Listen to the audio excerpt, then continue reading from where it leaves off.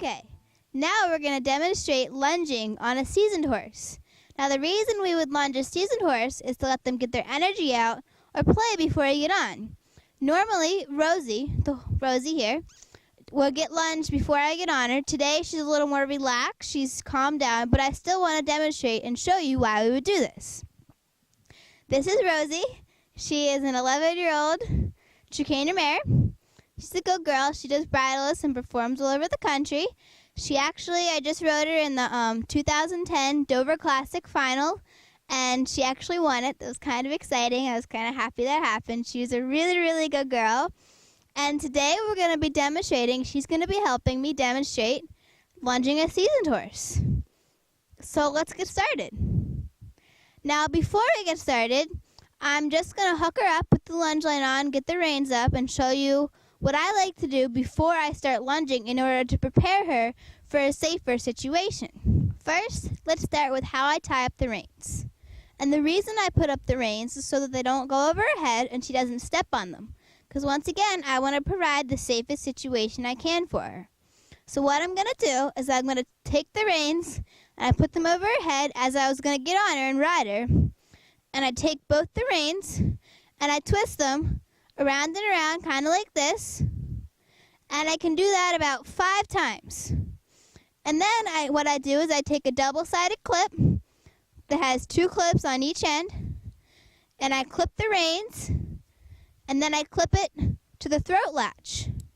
Once again, the reason I do this is so the reins won't go over her head, and they will stay still so they don't bug her and they don't flop as much. They don't flop to the side or hit her as much as they would if they were down.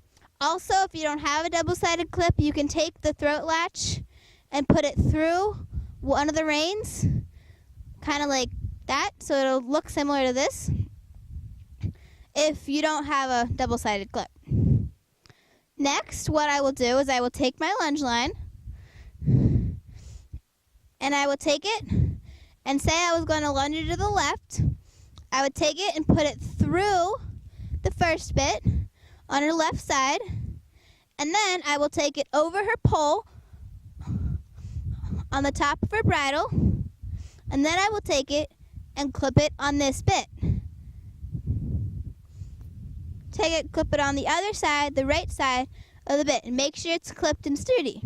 The reason I do this is because if she's to spook or play or have an engagement forward or away pulling this rope, what can happen if you're using a D bit or a skinny bit is the bit will pull through her mouth. So what I do is I take this over her pole and clip it to both sides. So if I pull it, it pulls on both sides of the bit, not just on one, to have equal pressure. Ho. And last but not least, I like to put my stirrups down.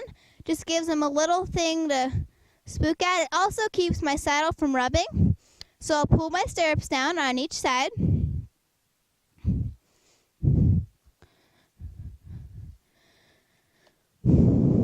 Let them know they're there.